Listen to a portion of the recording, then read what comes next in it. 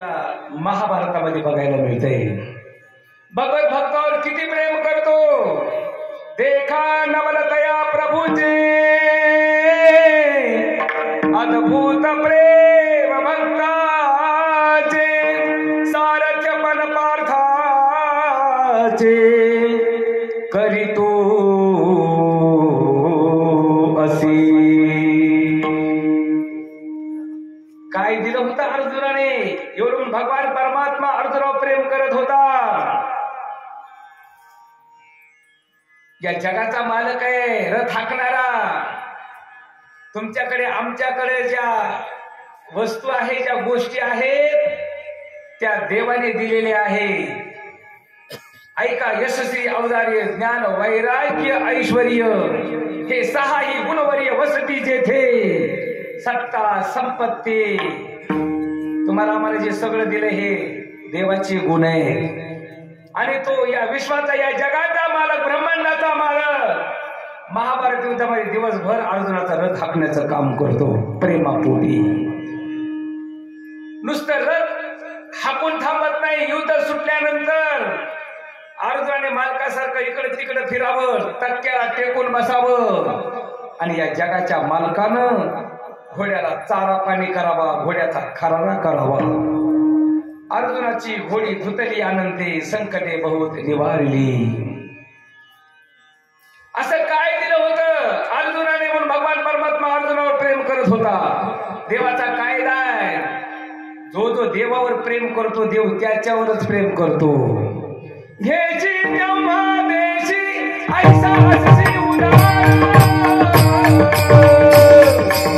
काय सांगू देवा तुझे कृपणाचे द्वार, काय सांगू देवा तुझे कृपणाचे द्वार। घ्यायची तेव्हा देशी ऐसा असशी उदार,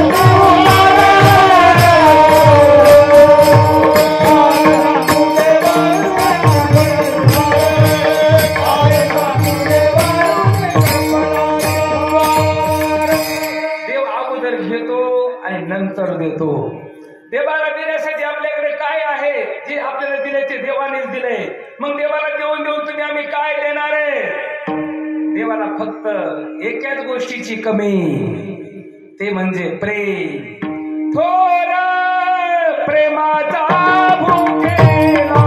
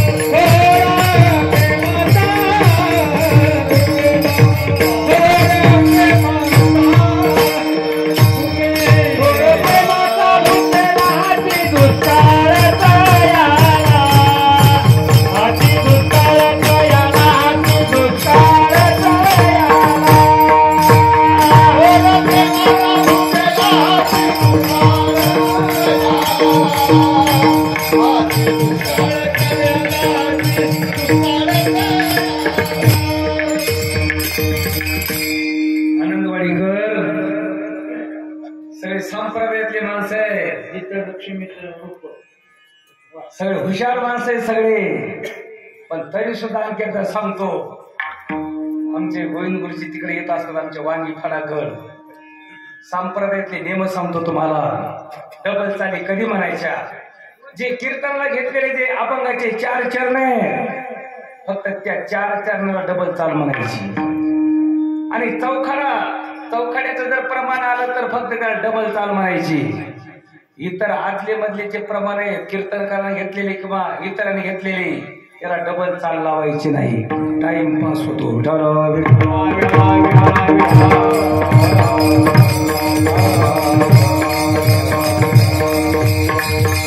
आणि दुसऱ्यांनी म्हणलेल्या प्रमाणात डबल चाल अजिबात लावायची नाही. आता लक्षात ठेवा, जीवनभर ध्यानात ठेवा. भगवान परमात्म्याला काय कमी आहे? फक्त प्रेम कमी आहे.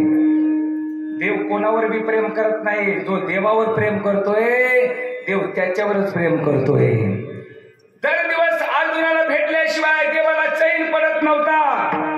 असं काय दिलं होतं अर्जुनाने देवाला? ऐका, एक दिवसचा प्रसंग. देव म्हणतात, गरुडा आपल्याला अर्जुनाच्या भेटीला जायचंय, चल अर्जुनाच्या भेटीला. गरुड म्हणला, रोजच अर्जुनाच्या भेटीला. असं काय दिले अर्जुनाने? आणि हस्तिनापुराला येतात. इंद्रप्रस्थावरती अर्जुनाचा स्वतंत्र बंगला.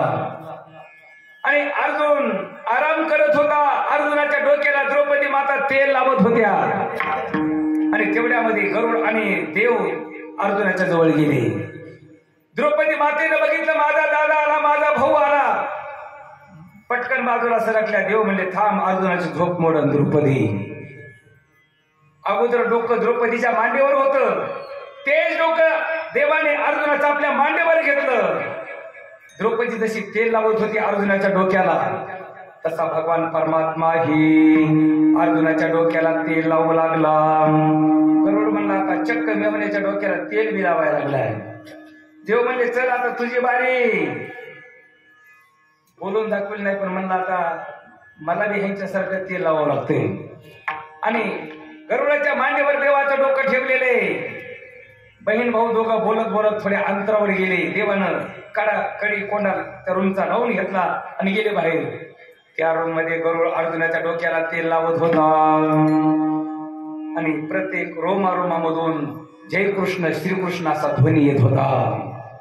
गरुड म्हणला, अर्जुनाचं तोंड तर बंद आहे, कोण भजन करतंय? तोंडाला कान लावला, तोंड बंद आहे, पण आवाज जय कृष्ण श्रीकृष्ण, जय कृष्ण श्रीकृष्ण. प्रत्येक रोमाला कान लावून बघितला. त्यावेळेला आता कळाला गरुडाला की रोज अर्जुनाच्या भेटीला देव का चला म्हणतो. प्रत्येक श्वास अर्जुनाने देवाला दिला होता. प्रत्येक पावला देवाचं नामस्मरण होतं. तिळे पुण्य साचा पडे तरी ते बहुता जन्मी जोडे. म्हणून अर्जुन नामस्मरण करत होता आणि त्या नामस्मरणाचं ऋण देवावरती झालं होतं. आणि त्या ऋणातून उत्तीर्ण होण्यासाठी दिवसभर महाभारत युद्धामध्ये देव रथ हाकण्याचं काम करायचा. एकदा रथ हाकता अर्जुनाला समोरचे शूरवीर बघून पितामह भीष्माचार्य, द्रोणाचार्य, कृपाचार्य पाहून मोह निर्माण झाला. देवा, ज्यांनी मला कडेवरती खांद्यावरती वागवले, त्यांनी मला धनुर्विद्या, शस्त्रविद्या, अस्त्रविद्या शिकवली, ते माझ्या समोर उभे आणि तुम्ही त्यांच्यासोबत युद्ध करायला सांगता. माझ्याच नातलगांना मारून मला जर राज्य मिळत असेल तर अशा राज्याचा मी धिक्कार करतो. आणि धनुष्याने बाण टाकून दिला. मोह निर्माण झाला. आपणची देव होय गुरु. अर्जुना संकट पडता जड भारी, गीता सांगे हरी कुरुक्षेत्री. आपणची देव होय गुरु. एवढं प्रेम करतो. त्या प्रेमापोटी भक्ताच्या घरी वाटल ते काम करतो. उंचनीच काही नेणे भागवत, उंचनीच काही नेणे भगवंता. नित्य भाव भक्त देवया, नित्य भाव भक्ती देवया. उंचनीच काही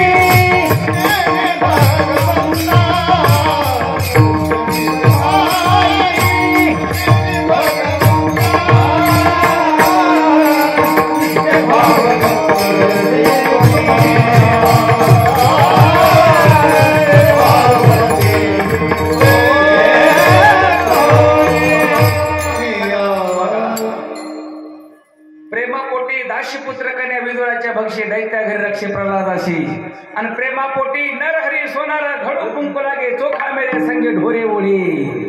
आषाढी वारी जवळ आली होती. खूप मोठा पाऊस पडला होता. चंद्रभागेमध्ये पाणी बसत नव्हतं. सगळे पंढरपूरमध्ये पाणी शिरलं होतं. अनेक गुरं जनावर पावसामुळे मरण पावले होते. आणि गुरं जनावर ओढण्याचं काम चोखोबारायावर सोपवलं. भाऊकीतले लोक म्हणले चोखोबारायालाच बोलवतात जिथं तिथं त्या त्या बैठकीला, आम्हाला कुठं बोलवतात. मग बोलू त्यानं म्हणले जनावर एकट्यालाच. आणि चोखोबाराय आषाढी वारी जवळ आले म्हणून जनावर ओढत होते.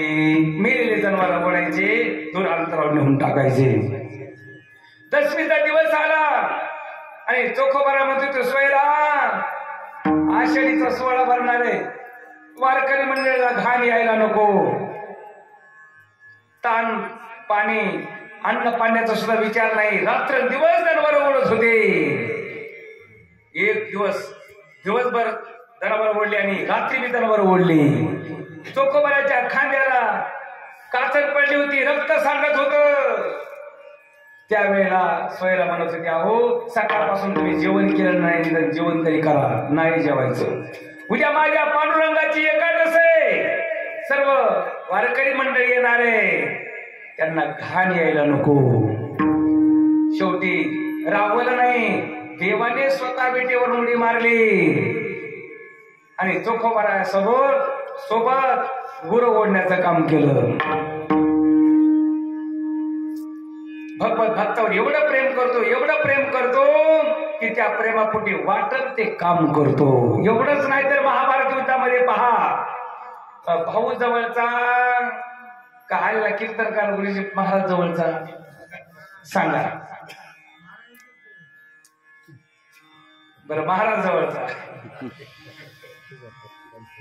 पण देवाला भाऊ सुद्धा जवळचा वाटला नाही. बळीराम दादा महाभारतात ज्या वेळेला कौरवाचं पांडवाचं युद्ध जवळ आलं त्यावेळेला भीम दादाचं आणि बळीराम दादाचं युद्ध होणार होतं. मग देव म्हणत होते बळीराम दादा जर युद्धाच्या प्रसंगी इथं जर थांबले तर पांडवांना विजय मिळणार नाही. म्हणून बळीराम दादा तीर्थयात्रेला काढून देण्याची युक्ती केली. दुराविलास बळे भद्र दुराविलास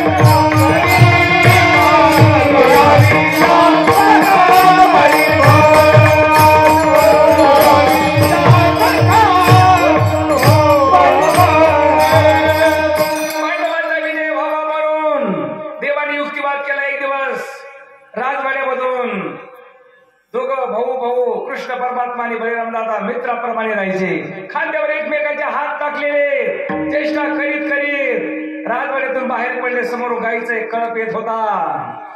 एक मरकी गाय होते. देवाने हळूहळू झुकवे बळीराम दादाच्या गायीकडे नेलं आणि दिलं गायीच्या अंगावर लुटून. बळीराम दादाच्या वजनाने ती गाय गतप्राण झाली. किती वजन होतं गुरुजी बळीराम दादाचं. त्या व्हॉट्सअपवरती सर्वे बघितलं. भीमदादाचं वजन 3.5 क्विंटल सांगितलं आणि बळीराम दादाचं वजन 3 क्विंटल सांगितलं. त्या व्हॉट्सअपवरती आलं होतं. कमी होतं का जास्त होतं काय माहिती. आणि एवढं 3 क्विंटल त्या गायीच्या अंगावर वजन पडल्यानंतर गाय वाचल का. गाय गतप्राण झाली. देव म्हणले दादा आता तुम्हाला काशीला जावं लागते. काशीची यात्रा करायला जातो म्हणले. युद्ध संपू द्या. देव म्हणले ज्याच्या डोक्यावर गोहत्येचं पातक आहे त्याने दुसऱ्याचे भांडणं बघितले आणि त्या भांडणामध्ये जर बुरं झालं तर त्याचा दोष त्या गोहत्येच्या पातकावाल्याच्या डोक्यावर बसतो. महाभारत युद्ध होईल. या महाभारतामध्ये अनेक शूरवीर मरते. त्यांचं पातक तुझ्या डोक्यावर येईल. घेतोस का मग. बळीराम दादा म्हणजे नको बा म्हणजे चल यात्रेला. दुराविला सखा बळीभद्र. स्वतःच्या भावापेक्षा प्रेम पांडवावर करत होता. द्वारकेच्या रानात पांडवा घरी नुसतं प्रेम करून थांबत नाही, तर भगवत भक्ताच्या अंतःकरणातल्या देह भाव वासना पूर्ण करतो. दुसऱ्या चरणामध्ये देह भाव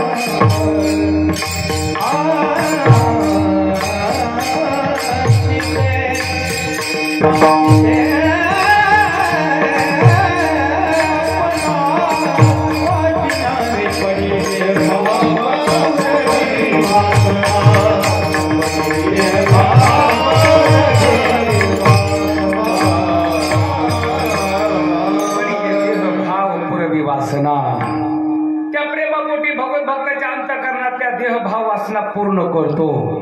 पण चांगल्या वासना पुरवतो का वाईट वासना पुरवतो? वाईट वासना जर देव पुरवत असता तर रावणाची सुद्धा पुरवली असते का नाही? उलट तुकोबाराने सांगितलं, वासनेच्या संगी नको जाऊ म्हणा, पाहत्या रावणा कैसे झाले. वाईट वासना देव कोणाचीच पुरवत नाही. सदवासना वसुदेवानं देवकीनं हजारो मनवंतर तपश्चर्या केली. एकच अंतःकरणामध्ये इच्छा होती, देवा तुमच्यासारखा मुलगा व्हावा. प्रिय देह भाव पुरवी वासना. देव म्हणले, आता मीच तुमच्यासारखा, आता माझ्यासारखा मीच आहे, आता मीच तुमच्या पोटी श्रीकृष्ण म्हणून अवताराला येईल. प्रिय देह भाव पुरवी वासना. पितामह भीष्माचार्यांना वाटायचं मृत्यूच्या वेळेला देवाचं दर्शन घडावं म्हणून ब्रह्ममुहूर्तावर देवाचं दर्शन. विरोधी पक्षामध्ये होते, कौरव पक्षामध्ये होते, पण सूर्योदय झाल्याबरोबर देवाला नमस्कार, माध्यान्हकाळी देवाला नमस्कार, आणि रात्री झोपताना देवाला नमस्कार. कृष्णाय वासुदेवाय हरये परमात्मने प्रणत क्लेश नाशाय गोविंदाय नमो नमः. वारंवार नमस्कार, वारंवार नमस्कार. परीक्षित राजाने शुकाचार्य महाराजांना विचारलं, 3-4 वेळेला पितामह भीष्माचार्य देवाला नमस्कार करत होते, याचा अर्थ काय? महाभारत युद्ध संपलं. महाभारत युद्ध संपल्यानंतर भगवान परमात्मा द्वारिकेला गेले होते. द्वारिकेवरून पुन्हा परत आले. धर्मा भीमा अर्जुना नकुला सहदेवा आपल्याला कुरुक्षेत्राची यात्रा करायची. कुंती आत्याला वाटत होतं, नक्कीच माझ्या भावाचा मुलगा माझ्यासाठी आला असावा. द्वारकेला गेला परत आला म्हणजे नक्की आत्याची आठवण आली. द्रौपदीला वाटत होतं, माझा भाऊ माझ्यासाठी आलाय, नक्कीच बहिणीची आठवण आली असावी. सगळ्या पांडवांना वाटत होतं, धर्माला धर्म म्हणायचे, माझ्यासाठी आला देव. अर्जुन म्हणायचं, देव माझ्यासाठी आलाय. देव म्हटले, मी पितामह भीष्माचार्यांसाठी आलोय. पितामह भीष्माचार्यांच्या समोर गेले. शरपंजिरी पडलेले होते, दक्षिणायन संपलेलं होतं, उत्तरायणाला सुरुवात झाली होती, आणि देवच पितामह भीष्माचार्यांना नमस्कार करतात. देवाला बघितल्याबरोबर पितामह भीष्माचार्य म्हणले, जे अंतःकरणामध्ये माझ्या जी मी वासना धरली होती, देवा अंतकाळाच्या वेळेला, मृत्यूच्या वेळेला तुमचं दर्शन व्हावं, आता ती वासना माझी पूर्ण झाली. पण ये देह भाव पुरवी वासना अंती ते आपणा पासी हवी. एवढंच नाही तर एकदा देव आणि अर्जुन काम्यपणामध्ये फिरत असताना अर्जुनाच्या सहज मनामध्ये आलं, सुभद्रा असती तर बरं झालं असतं. देव पटकन सुभद्रा झाली. पण ये देहभाव पुरवी वासना. 5 वाजेपर्यंत भक्ती ज्ञानाच्या वैराग्याच्या गप्पा गोष्टी मारल्या. आता अर्जुन म्हणतो सुभद्रे जायला पाहिजे. देव वाट बघत असन रथावर बसलेला. आता देव रथावर बसलेले होते का? काहीतरी भेट वस्तू द्या. आल्या हातानं रिकाम्या हातानं कसं जाऊ म्हणून अंगठी दिली अर्जुनाने. अंगठी सुभद्रेला. आणि या या आराम करा. विठलो विठलो विठलो सुंदरी कवरदा हरिशो हरिनाथ भगवान की जय. रामचंद्र भगवान परिधानेश्वर महाराज की जय.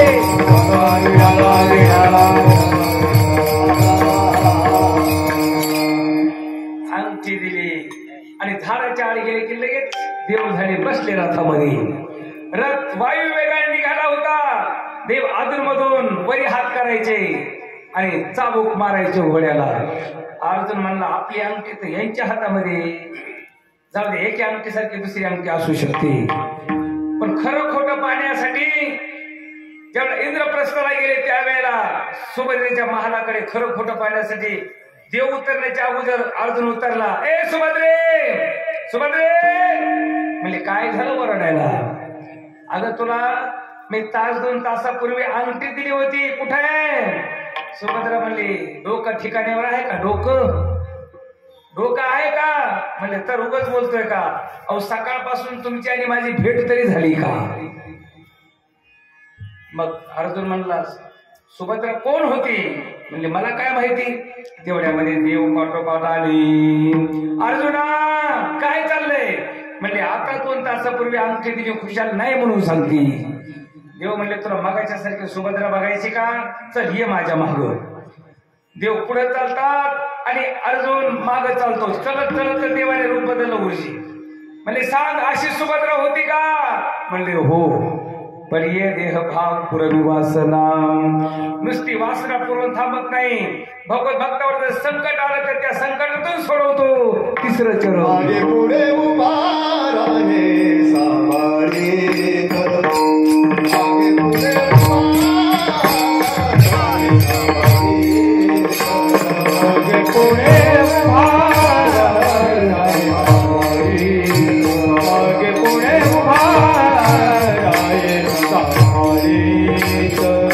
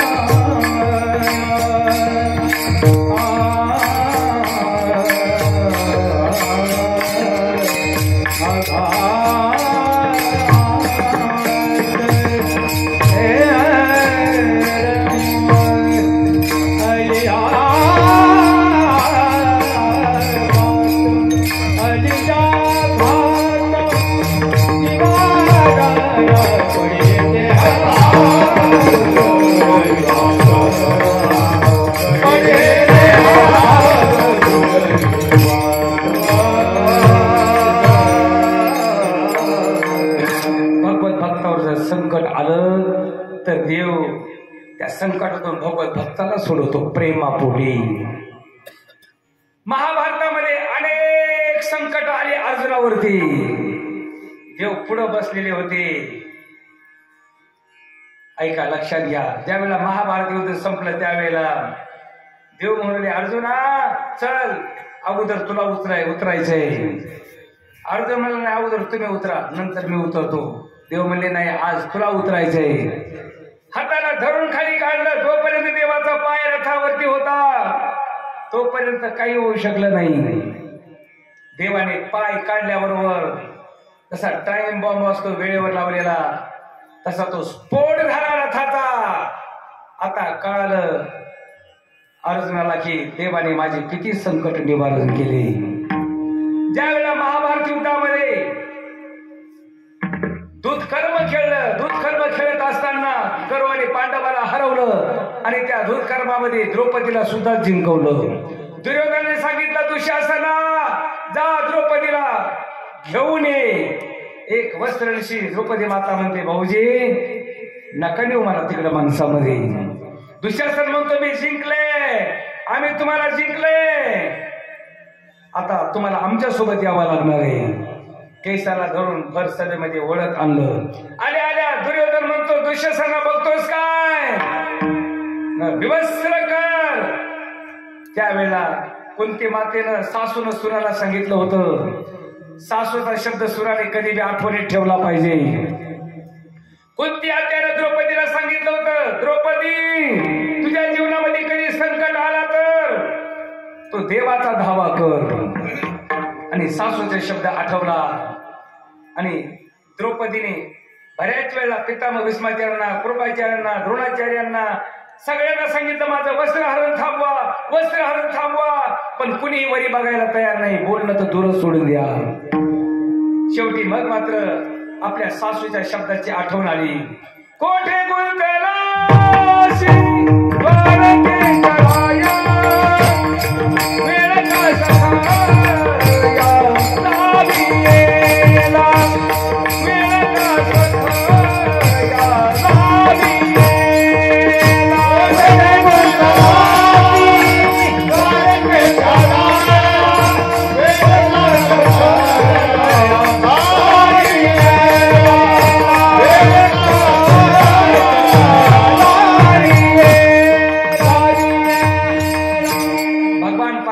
धावून आले.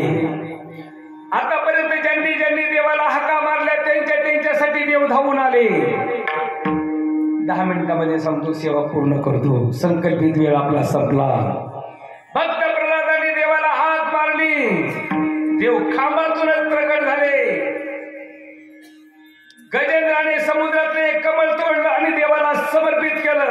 कोण असेल जो ब्रह्मांड चाल आपणची हाके देईल हाके देव तिथेही प्रगट झाले. आणि आपल्या बहिणीची लाज राखण्यासाठी देव साड्या पुरवत नाही, स्वतः देव साडी झाले. 2 सत्य पुरावे संतो सेवा पूर्ण करतो. परीक्षित राजाने शुकाचार्य महाराजाला विचारलं महाराज माझ्या द्रौपदी आजीनं देवाला काय दिलं होतं म्हणून देवानं साड्या पुरवल्या, देव साडी झाली. आतापर्यंत ज्यांना दिलेले देवाने त्यांचं काही ना काही घेतलेलं आहे. देव घेतल्याशिवाय देतच नाही. मग द्रौपदीने काय दिलं होतं? एक दिवसचा प्रसंग आहे का? पांडवांनी राजर्षी यज्ञ केला. त्या राजर्षी यज्ञामध्ये अग्रपूजेचा मान कोणाला द्यायचा म्हणून अग्रपूजेचे मानकरी भगवान श्रीकृष्ण परमात्मा ठरवले. पण ते शिशुपाळाला जमलं नाही. शिशुपाळ उलट सुलट 100 वेळेला देवाला बोलले. खूप कथाभाग मोठा आहे, सांगायला वेळ नाही. देव म्हणले आता एक जरी गुन्हा केलास तरी आता तुला मृत्यूदंड देईल. आणि सुदर्शन चक्र सोडलं. 100च्या पुढे गुन्हे झाल्यानंतर सुदर्शन चक्र देवाला लागलं. भळा रक्त चालू लागलं. देवाच्या 16,108 पत्न्या समोर आल्या. रुक्मिणी, सत्यभामा, जांबवंती, मित्रबिंदा, कालिंदी, नागनचिती. का हो लईच लागले का? देव म्हणले बोलण्यापेक्षा पटकन जा आणि बोटभर चिंधी आणा.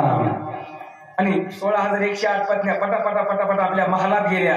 पटापटा कपाट उघडले तर प्रत्येकीच्या कपाटामध्ये भरजरी भारी एकावर एक भारी साड्या होत्या. पण भारी साड्या कशा फाडाव्यात गुरुजी? पण नुसत्या साड्याला बघायच्या आणि परत यायच्या. एकीनं काही 16,108 पत्न्यापैकी एकीनं काही बोटभर चिंधी फाडण्याचं धाडस केलं नाही. पूर्वीच्या काळी बहिणीचा निरोप भावाला कळाल्यानंतर भाऊ धावत पळत बहिणीकडे जायचा आणि भावाचा निरोप बहिणीकडे आल्यानंतर बहीण धावत पळत जायची. आता भाऊ बी जात नाही आणि बहीण बी येत नाही. पण द्रौपदीला निरोप कळाल्याबरोबर द्रौपदी माता धावत पळत आल्या. दारात पाय ठेवतात तर माझ्या दादाच्या करंगळीला सुदर्शन चक्र लागलं, रक्त सांडतंय. चलत चलत अनमोल किमतीचा भरदरी शालू नवीन घातलेला होता आणि पदरच फाडला आणि पटकन जाऊन देवाच्या करंगळीला गुंडाळला. देव रडू लागले. सगळ्या पत्न्या म्हणत होत्या खूपच त्रास होतोय का, खूपच त्रास होतोय का. देव म्हणले मला या जखमेचा त्रास होत नाही. 16,108 पत्न्या असून एकेकीला कपाट कपाट साड्या असून माझ्यासाठी कोणी बोटवर चिंधी दिली नाही, याच मला दुःख वाटतंय. ते माझ्या बहिणीनं करून दाखवलं आणि रडत रडत आशीर्वाद दिला द्रौपदी बहिणीला. द्रौपदी, या वस्त्रामध्ये जेवढे धागे आहेत, एक एक धाग्याची एक एक साडी, एक एक धाग्याची एक एक साडी पूर्वी असा आशीर्वाद दिला. आणि याच्या पाठीमाग अजून थोडा मोठाचा आशीर्वाद असावा. माणसं म्हणतात आम्ही कोणाचे बी पाया पडत नाही, आम्ही कोणाचे बी पाया पडायला का आम्हाला वेळ लागलं नाही. लक्षात ठेवा गुरुजी, पाया पडे जन एकमेका, नाही अभिमान, पाया पडे जन एकमेका. माणूस वाईट जरी असला तरी त्या वाईट माणसाचा आशीर्वाद वाईट नसतो. म्हणून दर्शन सगळ्याचं घेतलं पाहिजे आणि वाईटाचं तर अगोदर घेतलं पाहिजे. प्रथम गुद प्रक्षालन तदनंतर मुख प्रक्षालनम. आशीर्वाद वाईट नाही, म्हणून या ठिकाणी आशीर्वाद घेतला पाहिजे. आशीर्वाद घेण्यासाठी एक वेळचा प्रसंग, पांडव यमुनेवर स्नानाला गेले. स्नानाला गेल्यानंतर दुर्वास महाराज स्नानाला आले होते. आता 1 नूर आदमी 10 नूर कपडा. पूर्वी तसं नव्हतं. दुर्वास महाराजच्या अंगावर एकच लंगोटी, यमुनेमध्ये स्नान करायचं आणि तीच अंगावर तशीच वाळवायची आणि ती बी लंगोटी जीर्ण झाली होती. महिला मंडळ स्नान करत होत्या. दुर्वास महाराज म्हणतात माझी लंगोटी जीर्ण झाली, कसं उठावं, म्हणून थंडीच्या दिवसामध्ये पाण्यामध्ये तसेच बसून होते. त्यावेळेला बरेच जण येत होते जात होते, पण दुर्वास महाराजाला कोणी विचारायला तयार नव्हतं. महाराज तुम्हाला काही पाहिजे का म्हणून. द्रौपदी माताने त्या ठिकाणी गेल्या, नमस्कार केला आणि विचारू लागल्या महाराज तुम्हाला काही पाहिजे आहे का. काही काही माणसाला आल्याच काही काही माणसं ओळखतात त्यांना काय पाहिजे म्हणून. द्रौपदी मातेने ओळखलं, महाराज तुम्हाला काही देऊ का. हो द्रौपदी, मला जर तुझा साडीचा थोडासा पदर दिलास तर मी लंगोटी करील. आणि तसाच पदर फाडला आणि दुर्वास महाराजांना समर्पित केला. दुर्वास महाराजांनी आशीर्वाद दिला, द्रौपदी या वस्त्रामध्ये जेवढे धागे आहेत त्या धाग्याची एक एक साडी तुझ्या जीवनामध्ये तुला मिळेल. म्हणून दुर्वास महाराजांचा आशीर्वाद, देवाच्या करंगळीला बांधलेलं वस्त्र, त्याच्या मोबदल्यामध्ये भगवान परमात्म्यानं एक वस्त्राची एक साडी, एक वस्त्राची एक साडी रूप झाले आणि द्रौपदीचं वस्त्र हरण त्या ठिकाणी थांबवलं. माझा भगवान परमात्मा संकट आल्यानंतर माग पुढे उभा राहून सांभाळ करतो. अयोग्य मार्गाने भक्त जात असेल तर त्याला योग्य मार्ग लावण्याचं काम करतो. 4थ्या चरणामध्ये योगक्षम त्याचा जाणे जड भारी, योगक्षम त्याचा जाणे जड भारी,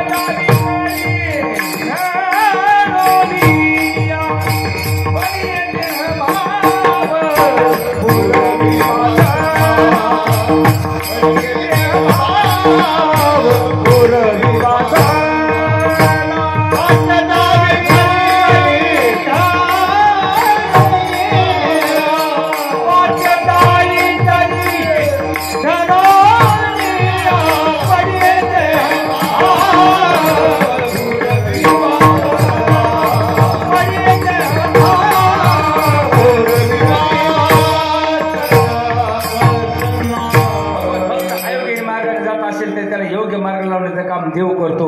तुकोबाराय म्हणतात मी सांगतोय ते जर खोटं वाटत असेल तर खुशाल त्यानं पुराणाला विचारून बघावं. हे शेवटच्या चरणामध्ये तुका म्हणे नाही विश्वास जाम, तुका म्हणे